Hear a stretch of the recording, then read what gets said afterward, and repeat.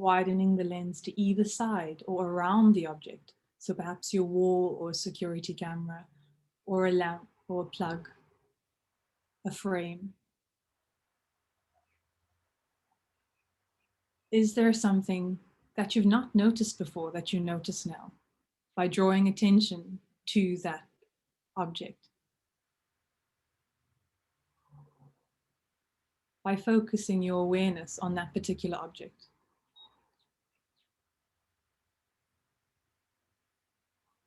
And invite in that curiosity.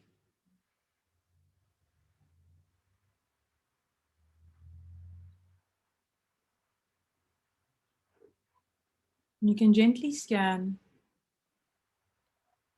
within your peripheral vision. So from corner to corner, from above you to just below your chin, everything you can see without moving your head too much. Naturally, there is a softness in your neck and you will move from side to side. But trying to take in what you can see in the space ahead of you. Books, bottles, chairs, pillows. Noticing the softness of pillows that you may not have noticed before. And notice how every object has a different energy. So a pillow can have a softness, and a table and a chair can have the opposite, can have a hardness.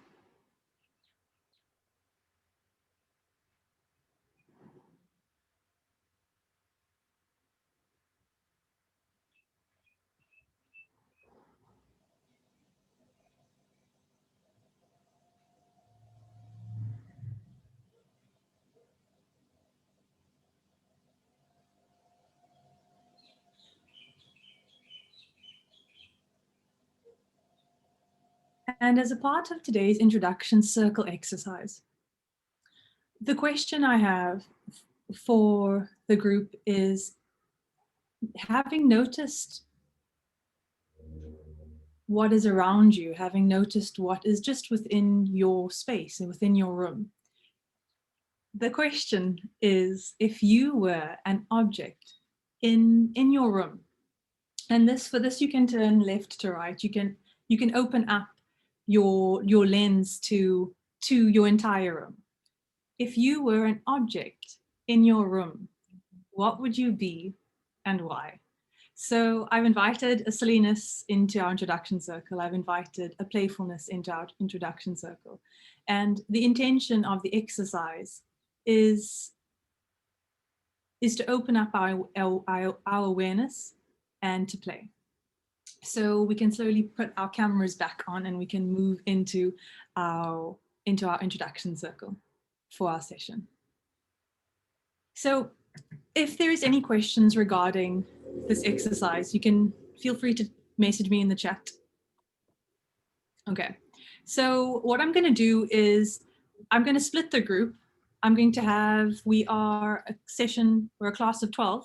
I'm going to do 6 and then split the 6 for halfway through our session today, just to have, just to space it out in between sections. So is there, just before we go in, how did we find that exercise? I'd love just 1 or 2 people just to share their experience of the simple exercise that we've just moved through.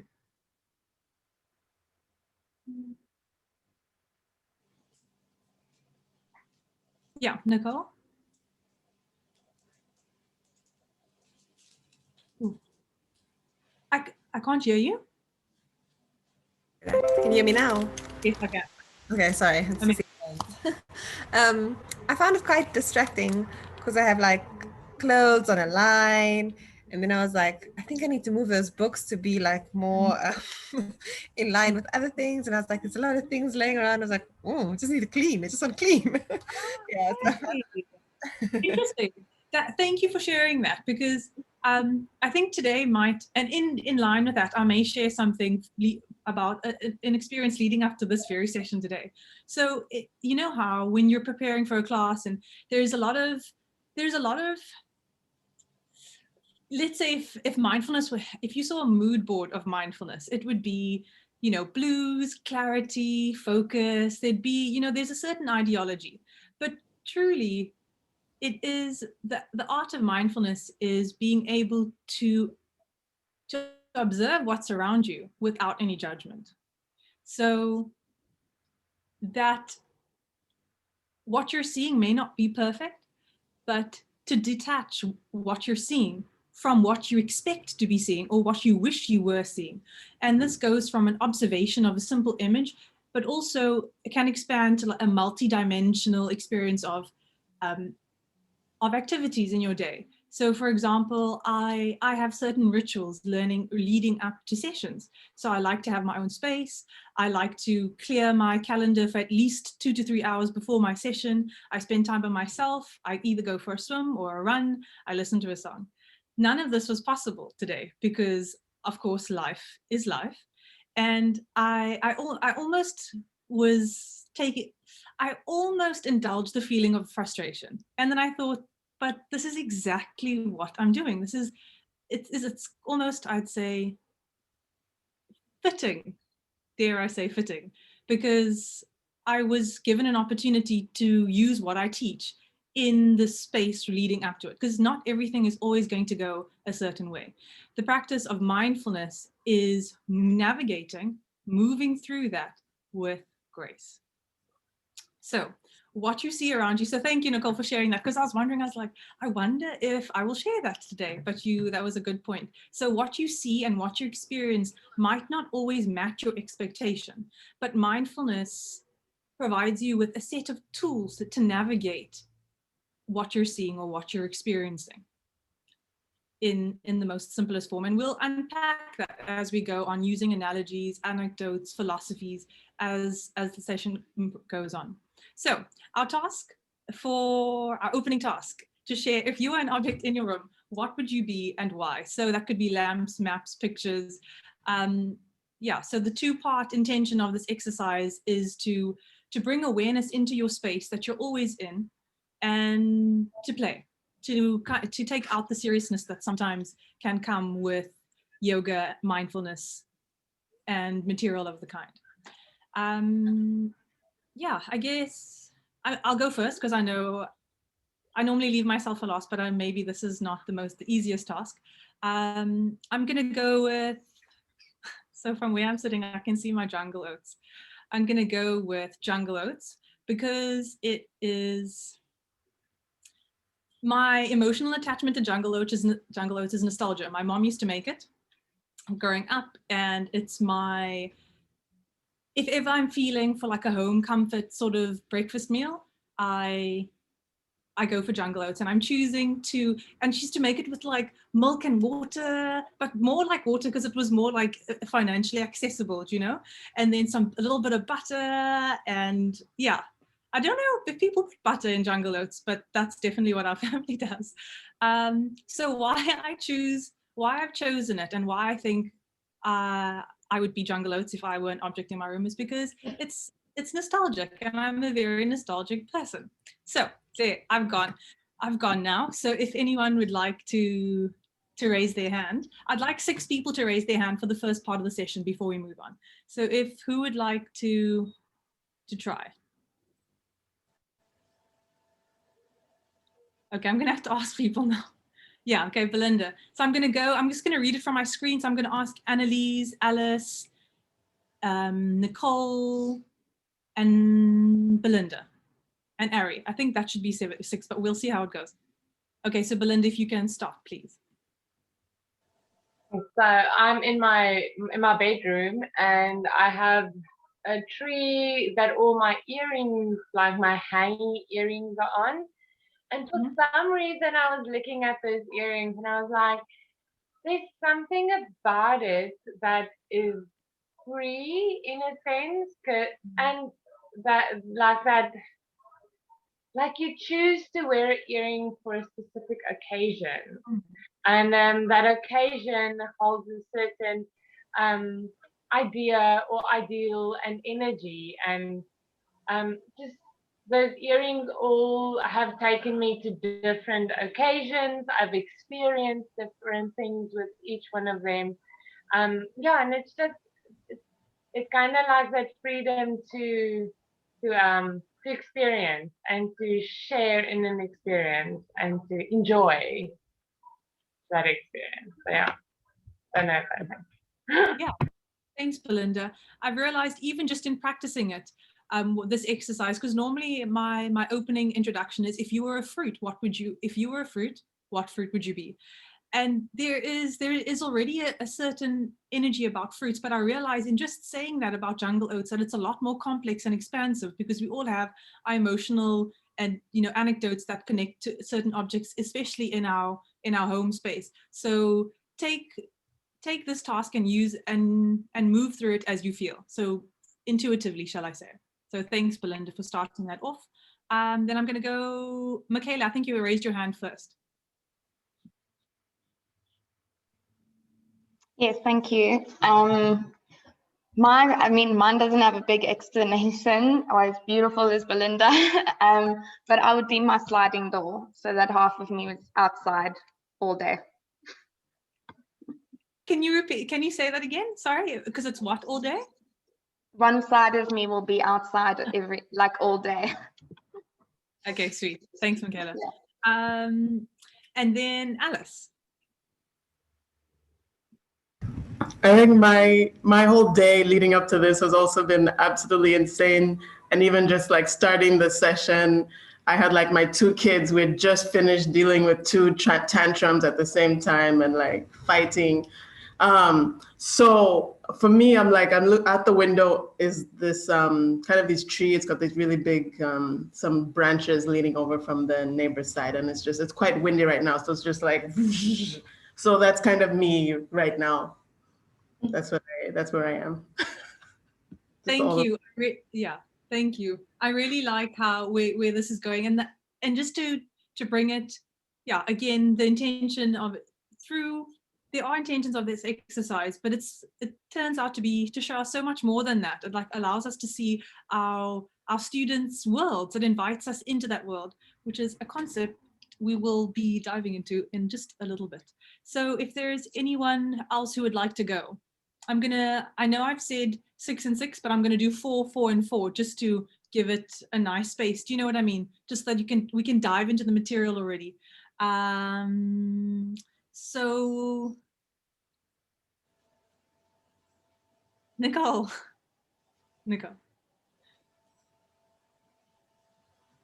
Hi. So I actually I looked at my window and I was like, geez, I just want to be my window for a day. I have a view of the ocean and of the mountain.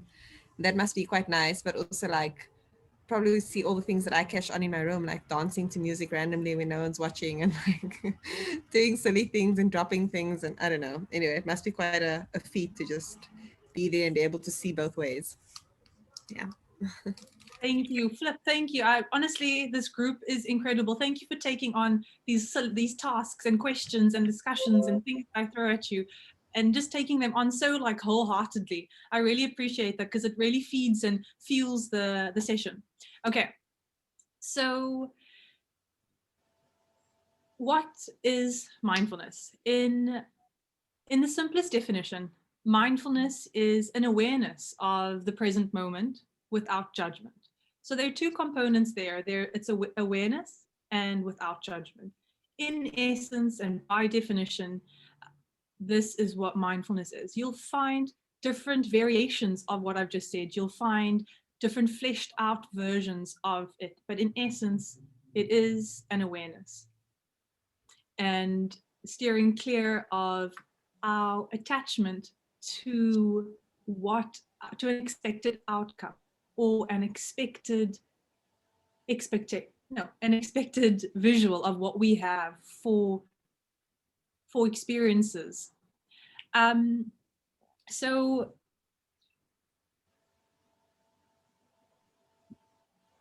when I did my previous course, I shared this with you, I think, in my first session. I sent out a survey to the participants, and they were from various countries, so I got a really nice full feedback from them, and I asked them, why is it that they're doing this course? And that was also it was very similar to the course that we're doing now. It was mindfulness and meditation, but aimed at mindfulness in the workplace, mindfulness in the kitchen or cooking and around food, mindful eating, and mindfulness in our family lives. And in the survey, what people had to say was why they decided to do the course is because they had many thoughts at once, and these thoughts were intercepting each other. And there was this glorification of busyness. They were easily distracted, that they found it difficult to focus on a single activity or a single exercise. They're looking for a quieting of the mind, putting anxieties to bed and addressing stresses. People in the courses look for an alternative way to the glorification of busyness. And so I thought I'd share the feedback with you, because this is what you're going to be navigating with students that you will be working with in the future in your classes, in your sessions. And it's good to know exactly what your students' pain points are. Why, when you know what somebody's pain point is, you know exactly how to address it. You know, of course, mindfulness, there are various techniques, but it's very vast. Mindfulness is very expansive. So if you know exactly what people are looking for and in what context or what sphere, what landscape, you know how to navigate it, what techniques, what tools to use in certain sessions. So there are the two concepts that two thoughts that are not necessarily ours that we have come to believe, and that is the more you do, the more you are. And we see this in our workspace, in our family life, or you may have noticed it when you see someone you haven't seen for a while, and you're like, often, of course you'll ask, how are you doing? And I used to find that my answer was, I'm very good. I've been very busy. And at the same time, almost in the same sentence, without a pause, without a comma, I've been very busy, but also very happy about it, like very proud and and which is exactly the glorification of busyness. It's like, I've been busy, I'm doing well for myself. And I realized, because I spend some time away from South Africa, and every time I come back, I obviously see a lot of people all within a quick succession of each other. And then I realized through that experience how similar my answers were, and that emotion behind these responses. So again, that I'm busy but feeling really good about. And I thought, that's very interesting. I'm just going to take one moment. Can you hear my neighbor arriving with the scooter? Is that very loud? Is that very loud over my speaking? Okay, there you go. So after speaking to about 15 to 20 people, I made that correlation between what I was saying and the emotion behind it. And I realized this was not something I was in fact proud of. And I realized that this thought was in fact not my own. It was a thought that I learned to believe was my own, but actually sitting with it, do I really believe the busier I am, the better I am? That's something that I'm still unpacking, quite honestly, because this is so ingrained in our culture. And I would love to say that I no longer think so, but that's not the truth. The truth is that I know that I need to do a lot of work surrounding that, because, yeah, I'd rather be honest with you than tell you than the contrary. The second thought that we have come to believe is our own, but is not in fact our own, is the quicker you can accomplish something, the more accomplished you are. So how quick you can do tasks, this is, directly in, i.e. productivity. How productive are you? This is directly associated to our value, our self-worth. And this is I'm saying this and I'm smiling, but truly if we really sit with this concept, it's quite scary. It's quite scary, because we've made, in such a short space of time, in just a few decades, we've flipped 180. And this links to our discussion that we'll have towards the end of our session with regards to evolution, with regards to the intersection at which spirituality and science meet. When I initially started having this conversation, I started feeling a little bit of aggression towards science and progress. And I thought this was the reason, through this evolution, this is why we believe that, how we started glorifying busyness. And I had to take a step back from this and realize that there is a place for both. And it's how we have used it or how we have learned to navigate it that has got us into the situation where we are. And it will also help us viewing it objectively, how to move forward. So with that, I'm going to stop there for a second. We're going to, I just want to go into the next 4. So I believe, Ari, you would like to share with us, if you were an object in your room, what object would you be? Yeah, I'm going to go with the light bulb. Okay. Yeah, it can create, well, it creates light, changes mood, creates atmosphere, symbolizes ideas, newness. It's like a catalyst for change in an environment. That's my association. Nice one. Sorry, my mic was supposed to be off there, so I was just mmming through your whole sharing. Thank you, Ari. Elaine, would you like to share with us? Sure. I've got a guitar in my line of vision. It wouldn't be the object I would choose, but the object I would choose for the same reason that I would choose the guitar. So I have a lot of statues of women, sort of like Roman statues, like sacred statues, and I've just, some of them I inherited, and also paintings of women, but even the guitar for me, it's got the feminine lines, and it just represents like the divine feminine for me. So so that in my line of vision would be what I would choose, just because like I feel like there's just not enough femininity and strong feminine in the world that we live in, and yeah, that's what would stand out for me. Thank you so much, Elaine. Thank you for sharing with us so openly. Annalise, can I ask you to share with us, please? And then Lara, if you'd like to. Okay, so mine might be a bit lame, but my thing that was in my vision was my cat that was lying on the table. And yeah, if I would like to be anything, that's like, I would like to be a cat in my house, because it is just love and no worries, cuddles, beauty. Yeah, I think they've got the most lavish life.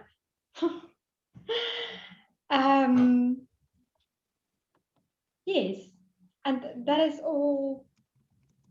I don't know what else to say. They're nice and soft, cuddly. But I think mostly the love. That is what.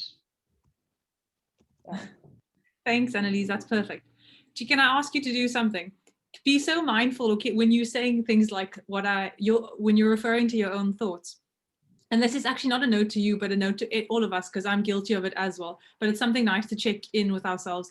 The thoughts we think about things we are thinking. So when Annalise said this might be a lame thing, don't even give that space. It's not even worth the energy of coming out of your mouth. You know, we know that you're in a safe space where you can share openly. This, your yoga teacher training is also, it's a step in a direction where you're moving away from that. You know what I mean? That sort of that dialogue. There's no space for it anymore, and it'll come up. And what happens sometimes, I kind of see these thoughts like as projectiles, and I kind of just flick them away. I'm like, either flick them away. Sometimes they come back stronger. Sometimes a gentler approach is like, okay, I see you there, but there's just, there's no room at the inn anymore. And then they slowly just dissolve as you, I think a gentler approach. So, okay. So then Lara, if you'd love to share with us, please. Thank you. So I would like to be a really comfy sofa. And the reason that is because, you know, after a long day, you're just tired, you sit down on the sofa, it holds you there. And it's that space where it's okay to let go.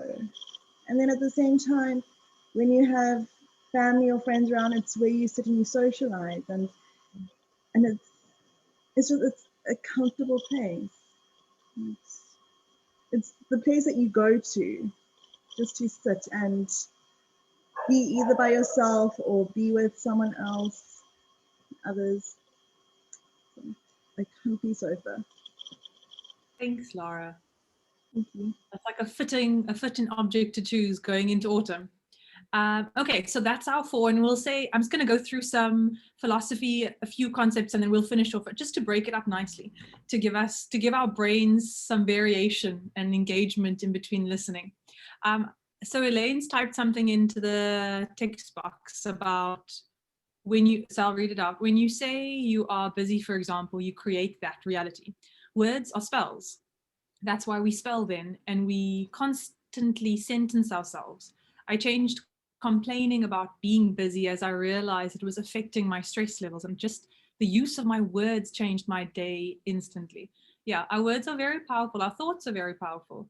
Have you done have you covered any material with regards to the power of your thoughts in your ITT so far?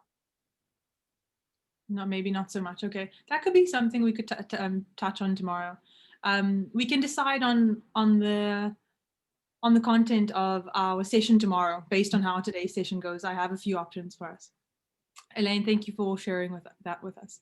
So, returning to the philosophy of mindfulness. So the philosophy part of this is mainly it's analogies and anecdotes that spur from my work with mindfulness and working with people and through meditation. When I explain mindfulness to somebody who's never engaged with it before, who doesn't know much about the yoga world or the movement world, a nice way to explain what mindfulness is, it's integrative yoga, it's integrative meditation.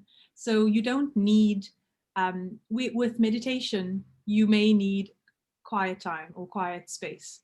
You may need certain things that draw you into yourself. So candles, some quiet music. Whereas mindfulness is very much something that you can do. It's tuning into your outside.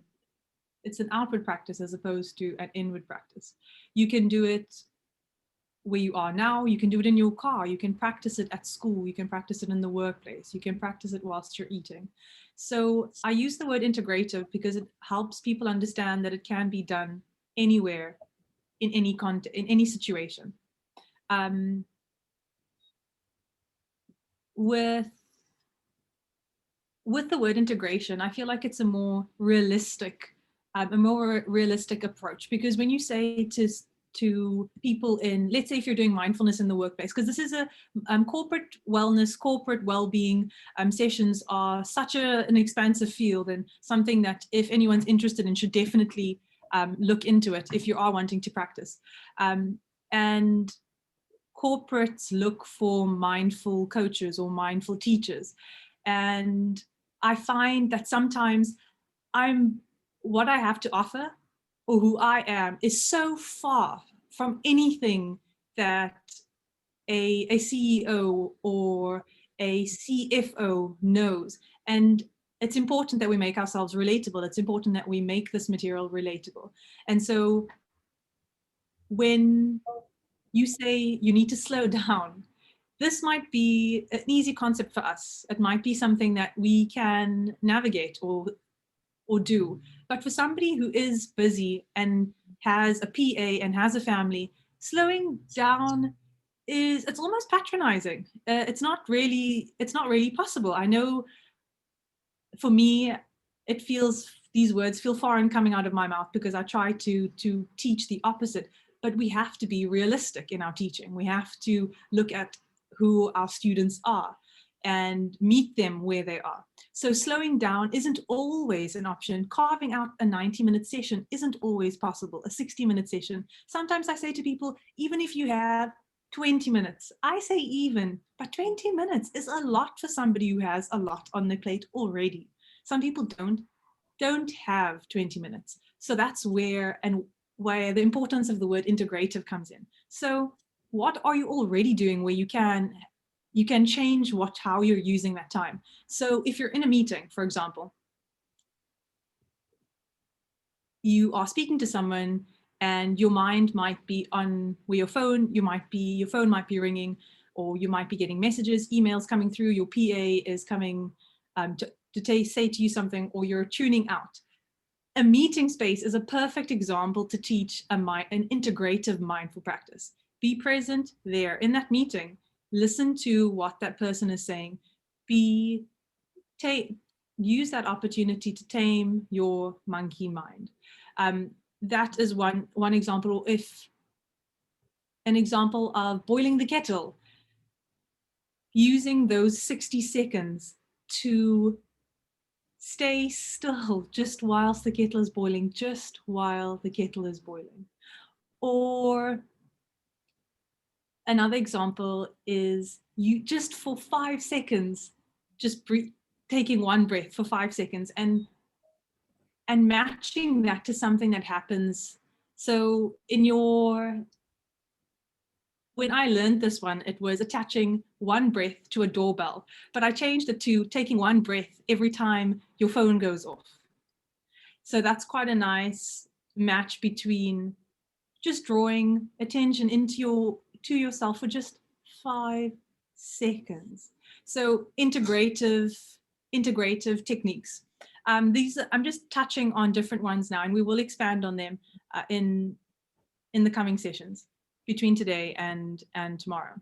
So we looked at the concept of a monkey mind, and just in our opening session, I mentioned to you about learning about our colleagues or our students' worlds in sharing what object we are in that room. You kind of gain a perspective of what they're looking at.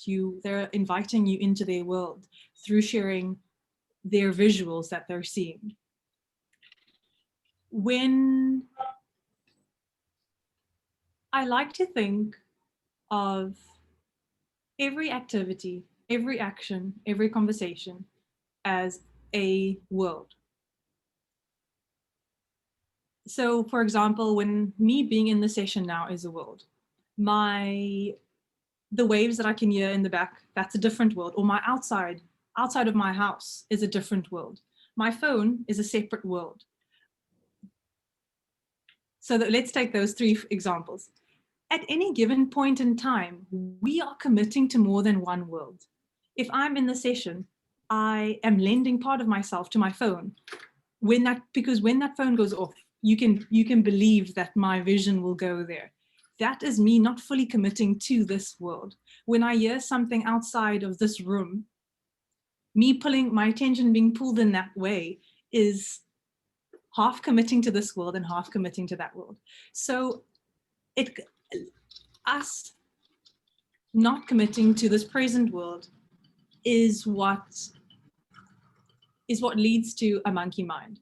And there is this strong rooting or strong grounding that mindfulness brings us that helps us stay here. And the term mindfulness, have you ever thought about the word mindfulness? The fact that it has mind in it. And it's literally in the actual word, you're saying that your mind is full. You're mindful, which is very strange. I don't have any solid opinion about it yet, but I am not 100% comfortable with it. But we have to use this word for the purpose of being understood and for,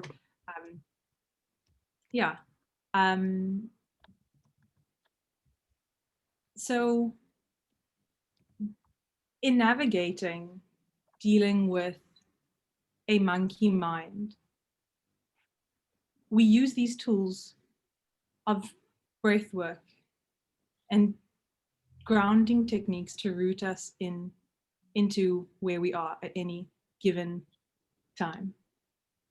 Okay, so I'm going to move through our last 4 shares, our last 4 objects. I think D, can I ask you to share with us, if you were an object, what object would you be? And then I believe it would be Matt, it would be Sinead and Amy and Clara, if I'm correct. Okay, D, would you be happy to share with us? Yeah, sure. Sounds so weird. We have an owl, a barn owl. We found in a secondhand shop somewhere, and it's on a branch, and we just couldn't bear it being in there. It just seemed such a waste of such a beautiful creature. So we randomly just bought it. It's a stuffed owl, but it's quite big. It's a female barn owl. And then it turned out that a friend of ours did an art installation for us in the corner of our dining room and set this bird into this magnolia tree. So I'm looking directly at it. It's right next to my webcam. This is my dining room, and it's my favorite room. I love it. So I think I would be the owl, because she's just looking down on this whole space and me, and she's just so intensely peaceful and mysterious all at the same time. I really like her. I know it's a bit weird, stuffed owls, but she works in here. Thank you so much, Dee. Matt, if I can ask you to please share with us.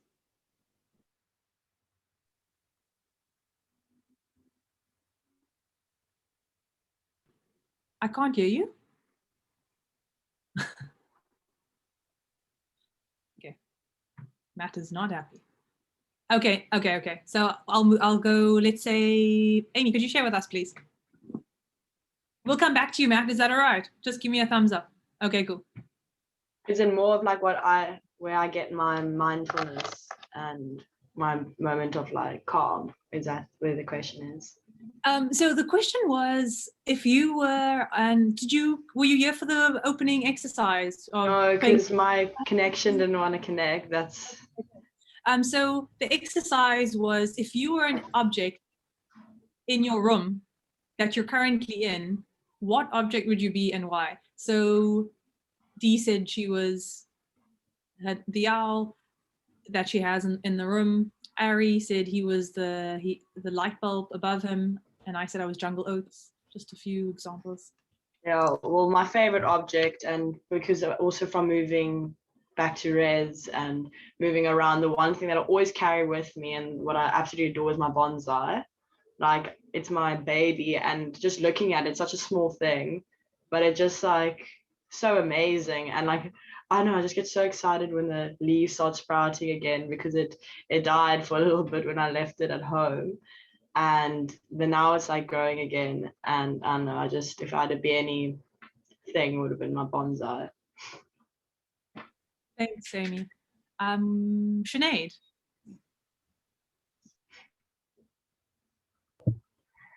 Hi. Sorry, I'm emotional. So I just wanted my video off so that nobody sees me cry. First comment is that it's raining now, and every time we've had one of these sessions with you, it's rained. And it hasn't rained any other Friday, but only when we have these sessions with you. So I'm starting to feel like it's a little bit strange. I am looking at my desk and my mom's desk, and I do not want to look there. So I focused on my mom's, and she's got this calendar with elephants on it. And I want to be the calendar with elephants on it, because I want to be in the bush. And I need some peace and some love. And that's where I want to be.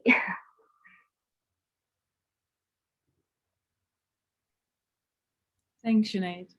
I really hope it rains tomorrow now when we have our 4th session. That'd be great. Okay, Clara, can I ask you to share with us, please? Can you hear me? Yes, okay. So I actually kind of changed my thing. I don't know what happened in my mind, but first I was actually thinking of the blanket I'm sitting on. And in some ways it just felt as if I kind of had a purpose sitting on it. And at the same time, it felt like it was, yeah, holding me a bit, I guess, sort of the same feeling as Lara had.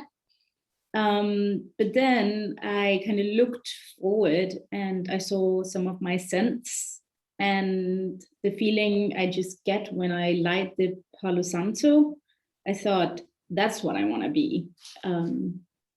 So I guess maybe two things. Clara, thank you so much. Okay, Matt, do you think I think it's working. Cool. Okay. I looked at my desk and I have one of those surge plugs, the sort of red surge plugs for all the electronics are plugged into.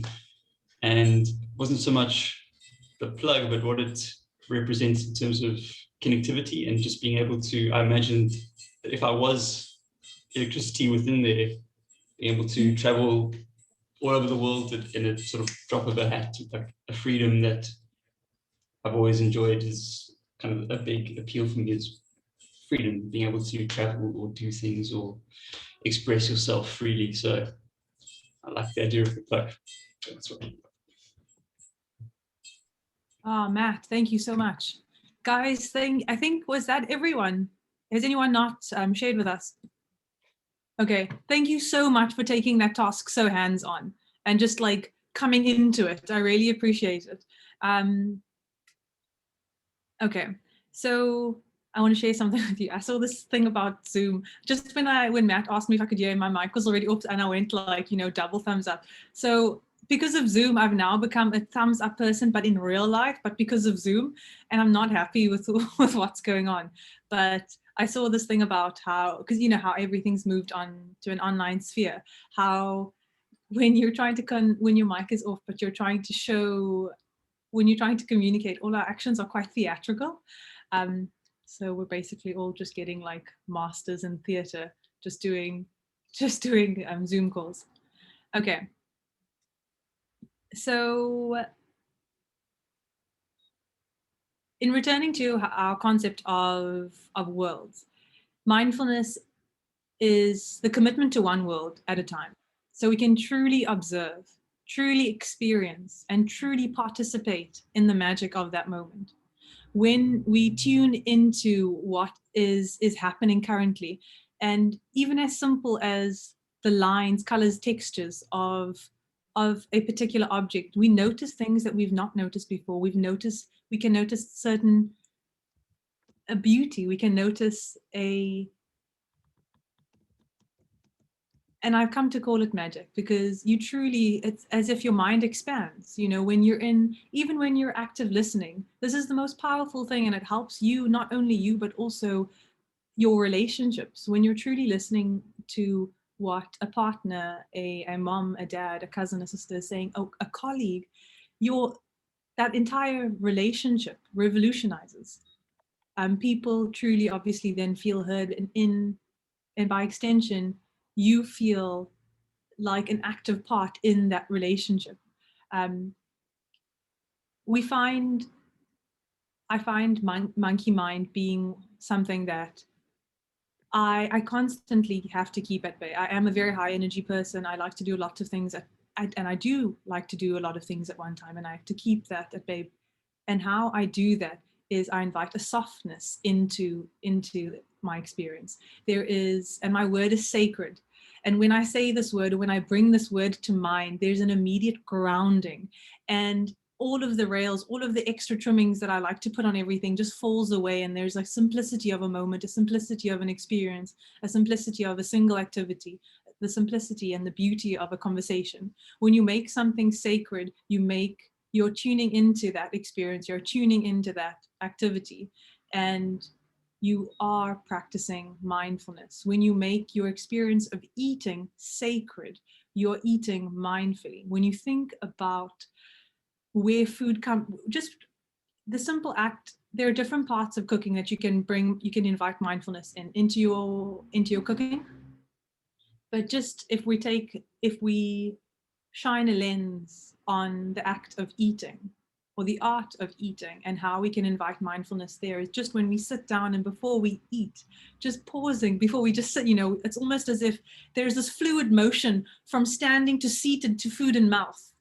And it's almost as if we're breathing in our food, but just from standing to sitting, pause, picking up our tools or our eating tools, pausing, extending gratitude to the food, to the ingredients, who made the food, where the food came from, the farmers, the shopkeepers, the cashier. There is such a chain of, there are so many people involved in your food getting to your plate, and it can blow your mind if you just take 1 minute before you start eating and your cup is full before you even begin, when you realize the community that has put that food on your plate, and eating it, in absorbing those colors and the textures and the nutrients, thinking about colors and nutrients and how our food, how nutrients assimilate into our bloodstream just through observation or acknowledgement of what's happening when we're eating. Elaine, sorry, did you have your hand up? Yeah, you actually did cover it, Monique, but if I can just comment, the opposite of our ability to notice and practice gratitude and to notice how much we have to be grateful for and how much we are achieving and noticing within ourselves as well is actually called fatalism. And if we look at how society is structured, we are hardwired to filter out the positives and to only notice the negatives. And unless we make it a practice of noticing the positives and noticing how much we have to be grateful for, life actually passes us by. And also, if we fail to notice all the things that we are achieving, we're so hardwired to notice all the areas in which we fail, then our personal sense of self-efficacy reduces, which means that we are less likely to be open to take on new challenges because we don't believe that we're powerful. But yet, in every moment, we actually are achieving and succeeding and doing all these great things, but we're not even noticing because we're not taking that time to notice. Elaine, I'm so happy you said that, because that leads me so perfectly onto the next sentence or the next concept, which is how mindfulness is. It's almost I want to say a microscope or portal that opens us up to the expansiveness of each activity, or the expansiveness of each conversation, and even just the exercise that we started off with, just with our rooms. How often you're most likely coming into that room every day, or at least quite often. And there are things that are always there and we take them for granted and we don't necessarily draw attention. But when we can fully scan, you don't need to spend an enormous amount of time on each thing, but it's just a simple practice in that, using your room as an example. It's as if I have this visual of your head almost just opening up and your perspective widening, and how you look at the world. And there is a childlikeness about it, but there's also, I think my word for it is, you become so aware of the abundance of life. The abundance, there is suddenly no longer a limit of just simple things in a room or in an activity. You unlock the abundance of what you're looking at or what you're doing. If you're, which will lead us actually into our next activity. So,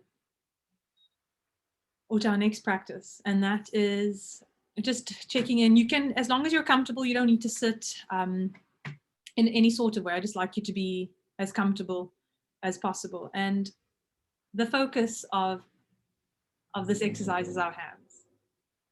And we're just going to look at both of our hands. And you can brush, I'll just tilt my screen, and you can brush your one hand over the other. And just as you have your two hands in front of you, you can soften your shoulders, soften your head, soften your face. And for the purpose of this exercise, we're going to keep our eyes open. And we're going to look at the color of our skin, the texture of our skin, the softness, our knuckles, our nails. You can run your fingers over your nails with the opposite hand and notice the temperature of your fingers, your hands.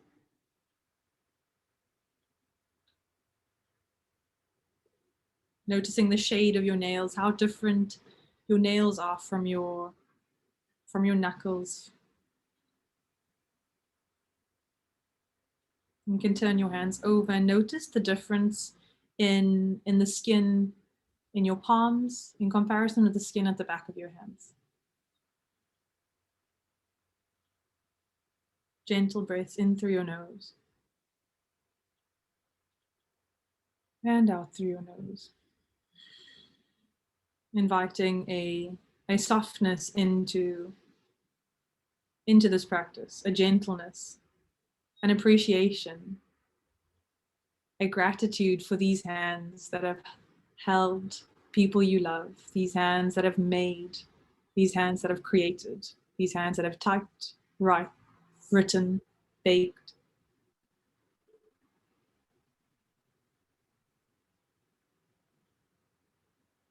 Thinking about all the things that you've done today that you've needed your hands for. Drawing full focus, full attention to two parts of our body that we may not always extend gratitude, that we may not always focus on, but just taking these few minutes now to notice them, to extend gratitude in their way.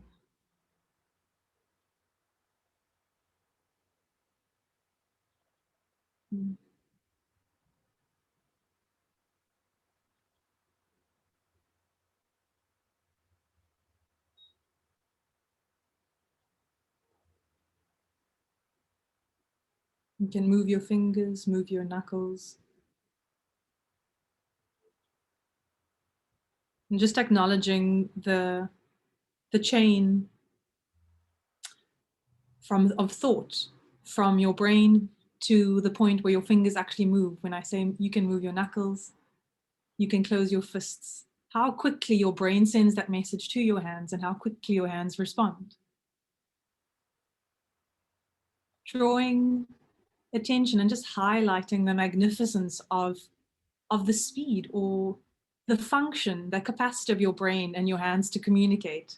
Something simple, and yes, a biological understanding of brain and body, but just that fact alone does not make it any less incredible.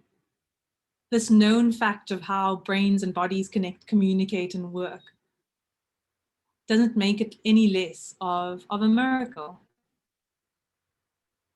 We can just rub our hands together and we can release them to the side, moving shoulders up and over, up and over, up and over.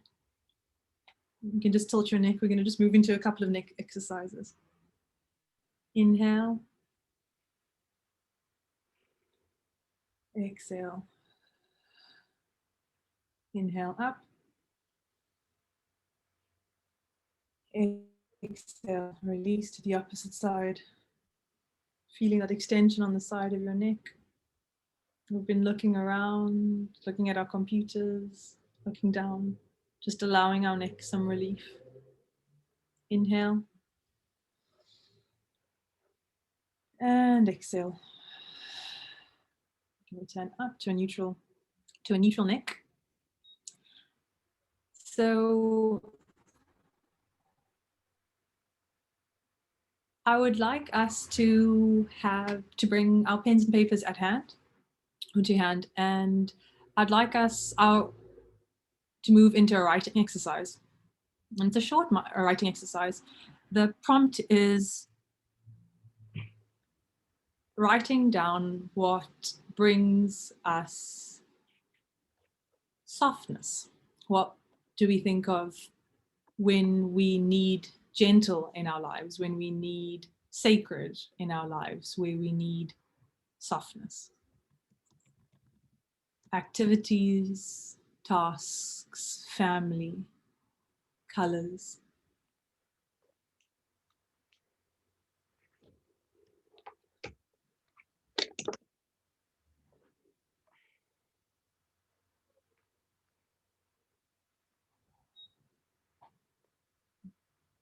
So just to clarify, Monique, we need to write down, when do we need?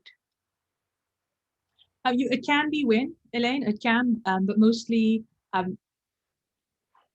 what comes to mind when you think of gentleness, what brings you gentleness, what makes a moment sacred, what brings softness to a practice, to an activity.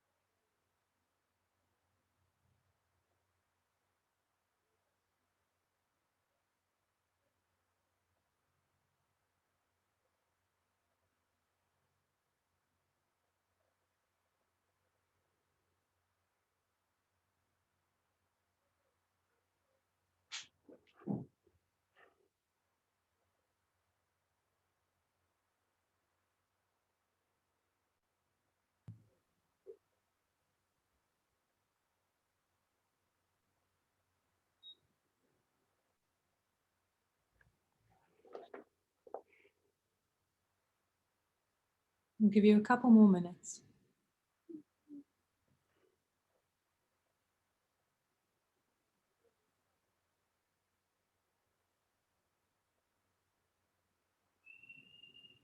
And they can be as abstract as you like. It's your reading of the prompt. Words, quotes that bring a softness to your neck, a softness to your shoulders. Things you think of when you hear those words. Music, lyrics, musicians. You can open up the scope as wide and as far as you like.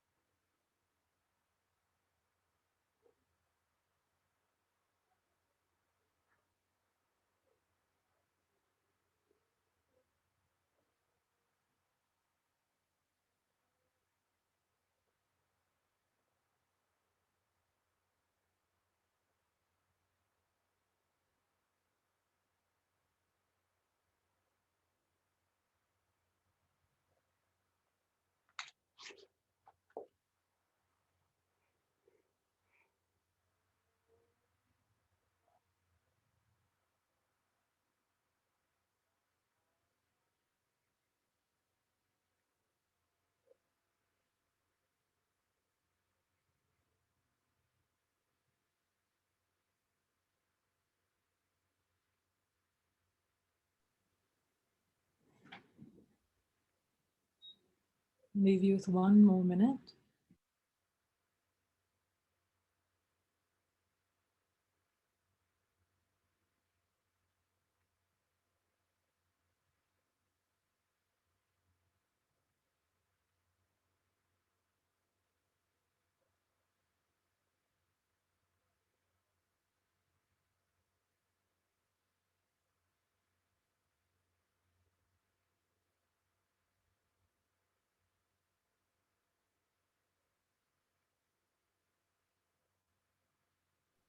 Okay.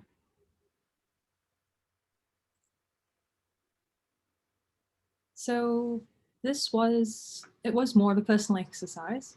I'm going to move into our discussion decompression questions for the last 15 minutes. And if we have any space towards the end, and if anybody would like to share, I'd be happy for you to. The intention of this exercise was to invite a softness into using the act of writing. Just thinking about these 3 words, gentle softness, and seeing if that has an effect on you physiologically. Did anyone feel that had an impact on the way they were sitting, the way they were breathing, the way they felt, their body temperature? Did anyone notice any difference, or in hindsight, notice a difference from having started the activity to now? Okay, I see Elaine saying, okay, so there is just in, personally, just as even if I say the 2 words sacred and soft, there's genuinely, it's as if like a blanket is falling over, like a blanket of calm is falling over my head. Ari? Yeah, I do feel like my heart rate has slowed a little bit since starting that. Just writing those, and I didn't write down that much. I probably felt like 5 things, 3 of them I think are relevant, but I do feel like calmer. I can't really explain it. Yeah. That is, thank you for sharing. It honestly blows my mind how something so simple can have such a profound effect. And when we think of yoga, or not when we think of yoga, but when people who don't know much about yoga, it can seem very foreign. Concepts of spirituality, philosophy surrounding it can feel so foreign, and that's why I've taken to mindfulness so much, because it's such an integrative, accessible practice. And people who don't feel they can relate to yoga can almost certainly relate to simple activities or tools. Nothing I have to offer you is revolutionary. The act of writing, the act of breathing, the act of journaling, or drawing attention to just simply eating, that's something your grandmother or your mother would have told you when you were 4 years old. Be present at the table.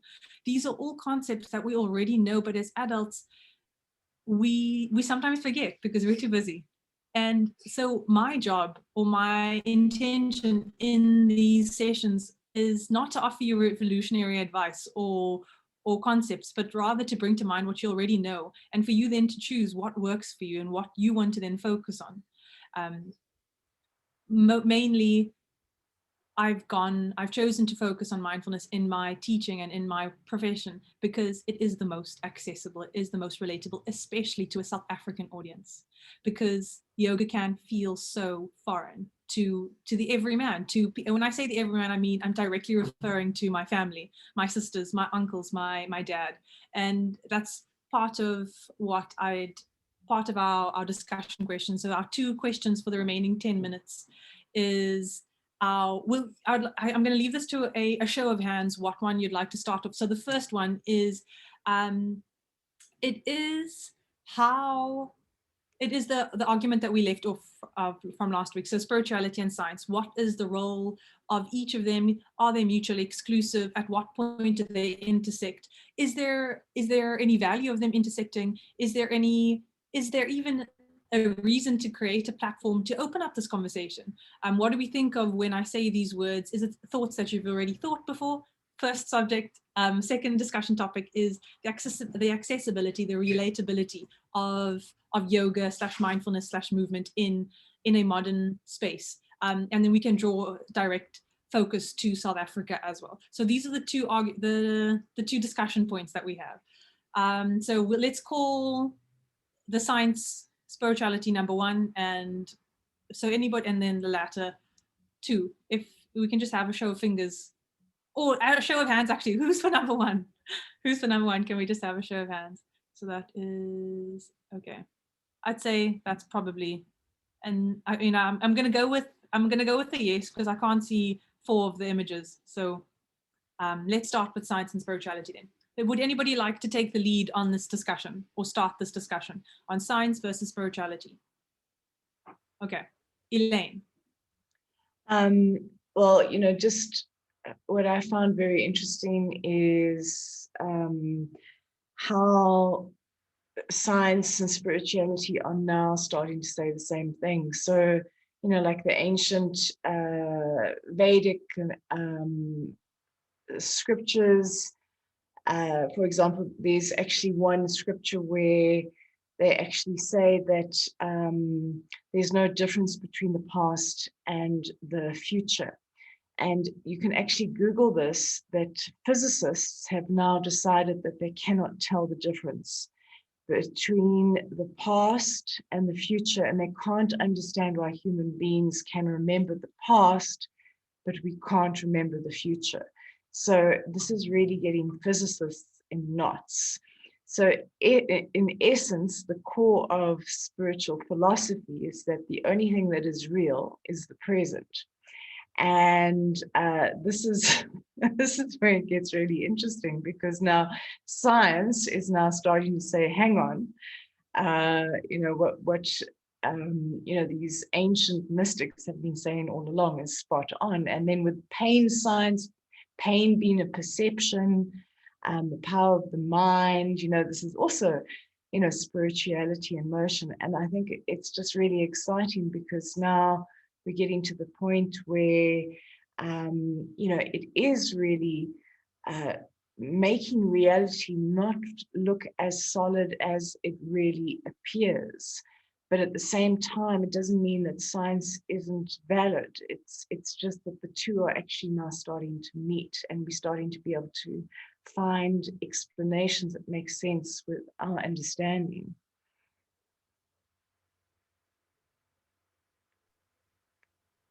Thanks, Elaine. My brain definitely did a thing there. I'm like making mental notes. Must look this up now. So yeah, thank you for opening up my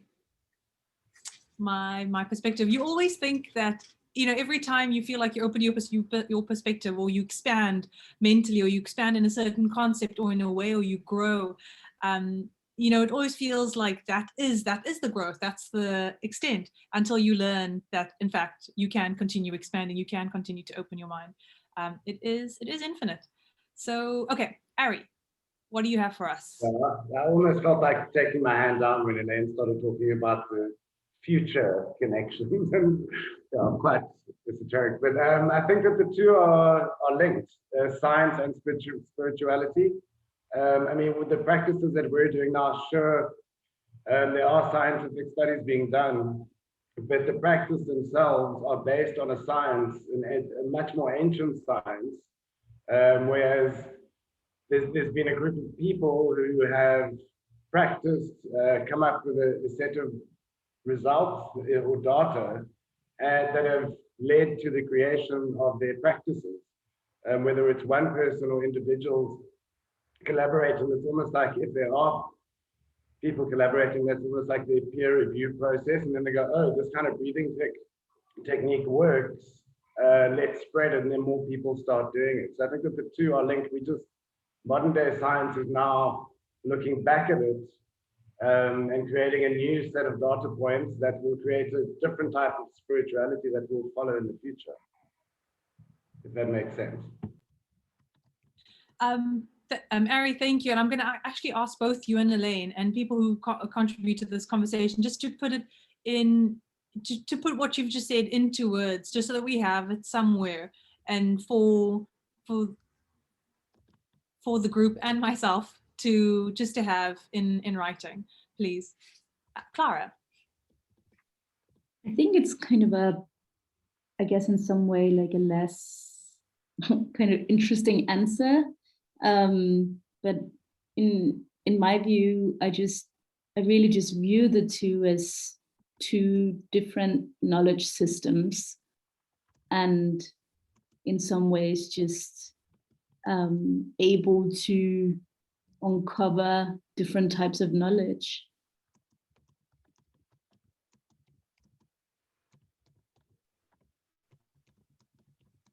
Clara, can you expand on that when you say two different pools of knowledge?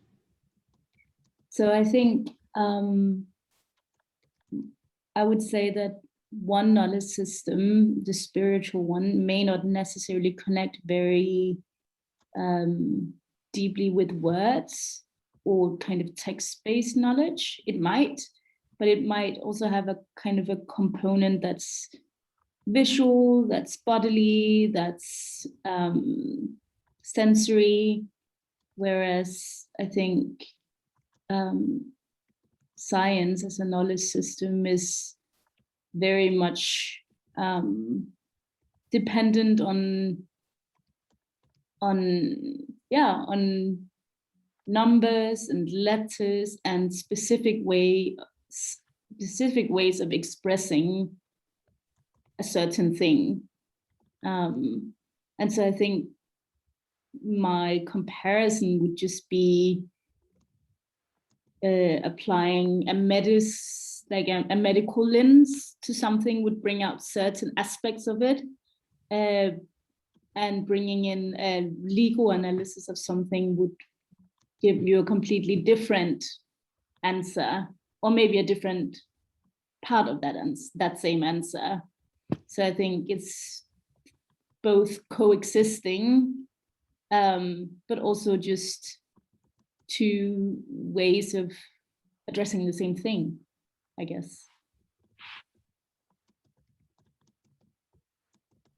Laura, thank you. This is something, it is definitely a discussion that I would like to encourage you to have with each other in discussion spaces, with Catherine, with Taryn. And in the discussion, I realized in hindsight, I could have asked more specific questions, but at the same time, just seeing how you interpreted that, the initial prompt, seeing how, keeping it as vague as science versus spirituality, you can see how different people can pick up on different aspects of it. Michaela, did you have, I think you had your hand up when, was Michaela? Yeah, Michaela's still here. Would you like to make any additions to this conversation? Yeah, I mean, I think not from to put you my on the side, spot. no, don't worry. I think from my side, I can't say science versus spirituality. To me, it's science and spirituality. I think they're both interconnected. I think where science now is having great benefits is it's starting to prove meditation, mindfulness, these practical practices. It's starting to be able to show people who are maybe apprehensive about these things, like, hey, here's the data. These are the benefits of what 12 minutes of meditation a day can do for you. So that's where I think science is good. There's also a lot of, I watch a lot of Dr. Andrew Huberman. He's a neuroscientist, but basically, so he calls emotions and stuff inner states, and how we can change our inner states through breath work, mindfulness, and like yoga nidra. He's very supportive of yoga nidra. So, he basically says if any scientist today says that there's mind and body, you shouldn't listen to them, because they are one. And even as a scientist, he can say that they one, and the one can't function without the other. The one can't be good and the other one bad. They have to, it's all interconnected. So yeah, I mean, I think that science has benefited spirituality Thank you. in some ways, not in all ways, but yeah. It's ultimately why I prompted this question of science and spirituality was because in the mindfulness sphere or landscape, you can easily make strong deductions like linking or you can link the need for a practice to our use of technology or our relationship with science, our relationship with the pursuit of knowledge. And this can lead us to think that we need to take a step back, or purists will believe that we need to take a step back from science or progress in order to move forward in a spiritual way, or to strengthen our spiritual practices, taking a step away from science. So that's initially why I prompted this conversation. And it's amazing to see the different shades of it, or the different sides. So yeah, thank you for participating in this conversation. Thank you for showing up to today's session. Tomorrow's session, we will touch on the 3 aspects of philosophy, practice, and discussion. And yeah, just to close off our session, Taryn has arrived, but I just want us to take just a minute of 5 Ujjayi breaths. We can just come to a comfortable seated position. And in the same way that we entered into the space, we came from where we were into the session. In the same way, we will close this little chapter before you move into your next chapter. You can just soften the back of your neck, soften your face, close your eyes, release the tension in your jaw. Slight tuck of the chin in towards the chest. And we're just going to take a few breaths. Deep inhalation. Filling your lungs, nice and audible Ujjayi breath. Just allowing fresh oxygen to move through the body to get a flow in.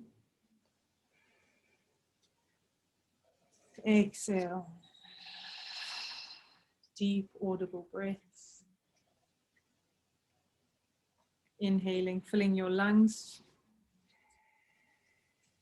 Filling all the way to the top of your breath. Exhale audibly.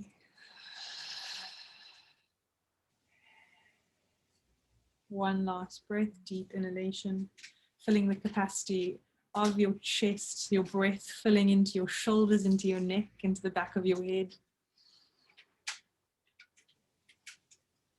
All the way to the top of your breath, holding for a moment before releasing. Bringing a softness to the top of your head, to the space in between your eyes. A softness to your jaw, to your mouth, to your hands. Bring your hands together in towards your chest. You can slowly open up your eyes. Thank you for the session today. I will see you tomorrow. And I hope you have a very beautiful evening. Thanks, Taryn. Thanks, Mon. I needed that too. Hopped in the session at the right time. Yes, amazing. Thanks so much.